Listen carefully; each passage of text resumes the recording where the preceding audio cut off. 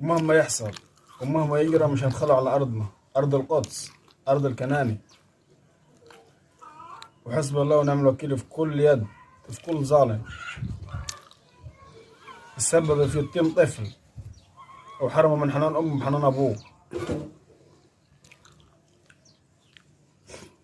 والله الواحد ما عارف يقول ايه اللي بيحصل فينا. والله يكفي الواحد ينزل بدل دموع دم. فعايزين تقفوا جنبنا وتدعموني.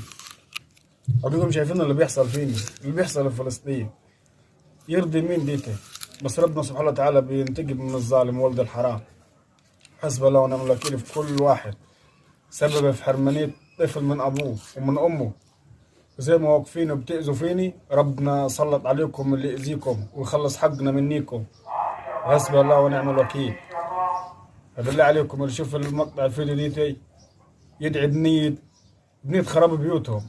زي ما زلونا وخربوا بيوتنا وهجفونا من راحنا، ربنا يهجفهم وما يخليهم قاعدين دقيقة في بيوتهم. الله يذلوا زي ما زلوني وزي ما بهدلوني، زي ما خربوا بيوتني، خربوا بيوت فلسطين ما خلوش فيه. يتموا الأطفال وشردوا الحريم والأولاد والأطفال كلها شردة. الناس نصبة في خيام وقاعدة، الناس مش لاقية المية تشربها، الأطفال مش لاقية اللبن ترضعوا، الأطفال بتموت من الجوع.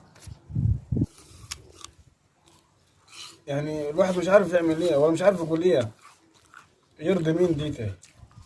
ربنا سبحانه وتعالى بينتقم من الظالم ولد الحرام. وزي ما ديكم شفتوا بعيونكم النصر قريب. والله أكبر، الله أكبر والحمد لله. النصر قريب بإذن الله عن قريب. وبدأ ربنا يرجعنا حقنا، وربنا واقف معانا وسندني. ورانا الظالم آخرته إيه؟ آخرته جهنم ونعم المصير.